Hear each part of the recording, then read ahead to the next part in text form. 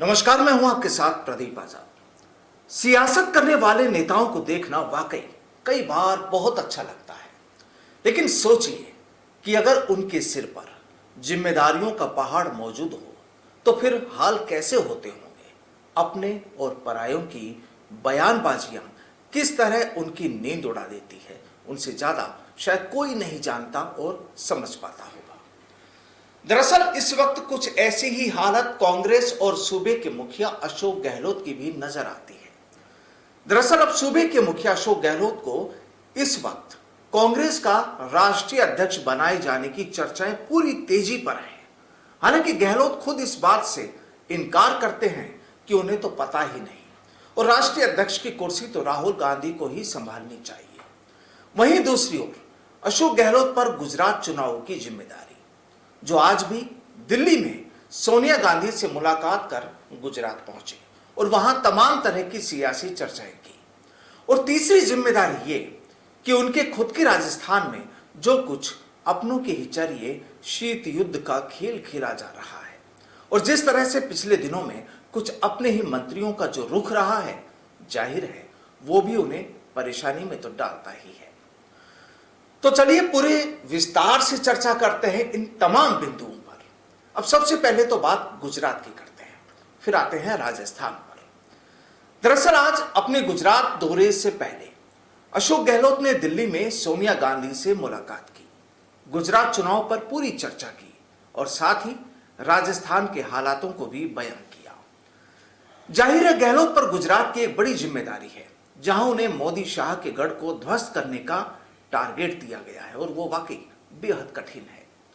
अब राजस्थान से रघु शर्मा तो पहले से ही गुजरात में है, लेकिन अब राजस्थान में ये चर्चाएं भी होने लगी हैं कि गहलोत साहब राजस्थान तो देख लीजिए, आखिर दिल्ली और गुजरात कब तक।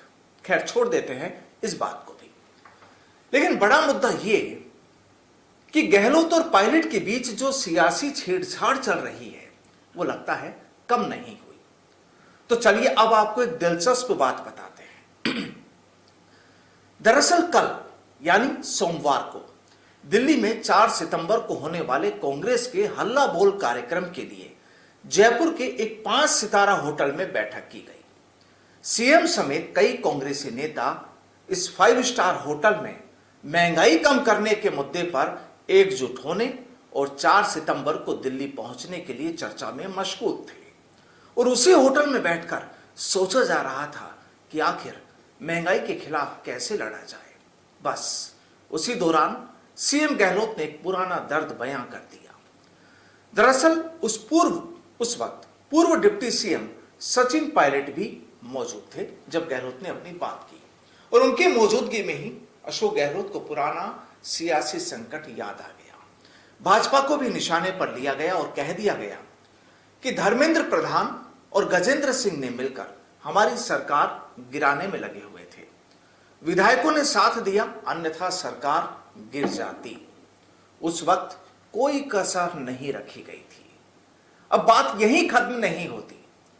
गहलोत ने कांग्रेस नेता और आरटीडीसी चेयरमैन धर्मेंद्र राठौड़ पर सियासी संकट के वक्त पड़े आयकर छापों को लेकर इशारों में पायलट पर तंज कस डाला। गहलोत ने बैठक में कहा कि धर्मेंद्र राठौड़ को कौन जानता था, यह कोई इंडस्ट्रियलिस्ट तो था नहीं, फिर भी इनकम टैक्स छापे डाले गए। धर्मेंद्र राठौड़ का नाम किसने दिया, छापा तभी तो पड़ा कि यह मेरे साथ है। अब सोचिए कि यहां पर इशारा किधर था।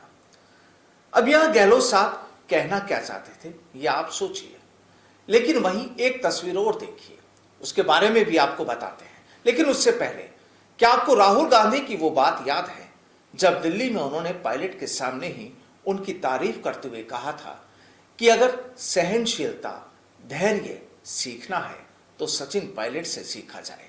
अब देखिए, इधर कल ही जब उसी बैठक में पायलट ने अपनी बात रखी तो उन्होंने किसी भी विवादित मुद्दे पर कोई टिप्पणी नहीं की। पायलट का भाषण जो था या उनकी जो बात थी, केवल महंगाई के खिलाफ रैली में ज्यादा से ज्यादा भीड़ जुटाने और केंद्र की नीतियों पर निशाना साधने पर रही। और हां, यहां इस बार सूबे के पूर्व मंत्री रघु शर्मा के तेवर भी कुछ अलग ही नजर आए। गुजरात प्रभारी और पूर्व मंत्री रघु शर्मा ने मंत्रियों के कामकाज पर सवाल खड़े किए। रघु शर्मा ने तंज कसते हुए बैठक में यहां तक कहा कि मंत्री और विधायक आपस में एक दूसरे को निपटाना छोड़ दें, इससे नुकसान पार्टी का ही हो रहा है। कोई कुर्सी पर आ गया तो यह न समझे कि खुदा बन गया। पार्टी ने जिम्मेदारी दी है तो उसके हिसाब से सबकी सुने। पद पार्टी देती है, कोई मुगालते में नहीं रहे। कांग्रेस क्राइसिस के दौर से गुजर रही है और ऐसे में एक दूसरे को निपटाने का काम करोगे तो पार्टी कैसे मजबूत होगी। पार्टी को मजबूत करना है तो एक दूसरे को निपटाने से बाज आना होगा, सबको मिलकर काम करना होगा। अब यहां देखिए, ये चीज तो साफ हो चुकी है कि पूर्व मंत्री रघु शर्मा भी इस बात को मान चुके हैं कि वाकई कांग्रेस में इस समय क्राइसिस चल रहा है और कांग्रेस में ही जो विधायक और मंत्रियों के बीच जो अक्सर टकराहट की जो हालात जो बन जाते हैं, उससे इस पार्टी को कितना नुकसान होता है और पब्लिक के बीच में पार्टी की छवि कैसी तैयार होती है, रघु शर्मा ने शायद अपनी बातों के जरिए यही कहने की कोशिश की। अब रघु शर्मा के इन तल्ख तेवरों की सियासी हलकों में जाहिर सी बात है चर्चाएं हो रही हैं और रघु शर्मा ने कांग्रेस में मंत्रियों और विधायकों के बीच चल रही खींचतान पर जो खरी खरी सुनाते हुए सुधार करने की नसीहत दी। दरअसल इस पूरे सियासी मसले का लब्बो-लुआब यही कि इस वक्त पसोपेश में है कांग्रेस और उसके दिग्गज नेता, क्योंकि जिस तरह अंदरूनी मामलों पर जो छींटाकशी हो रही है वो काफी चर्चाओं में है। तो कुल मिलाकर देखना यही होगा कि एक तरफ राजस्थान में गहलोत पायलट, दूसरी तरफ गुजरात और तीसरी तरफ खबर ये कि क्या गहलोत राजस्थान छोड़ेंगे। दरअसल ये तीनों मुद्दे कांग्रेस और उनके नेताओं के लिए कुछ मुश्किल भरे बने हैं, लेकिन देखते हैं कि ये सियासी ऊंट अब किस करवट बैठता है। नमस्कार।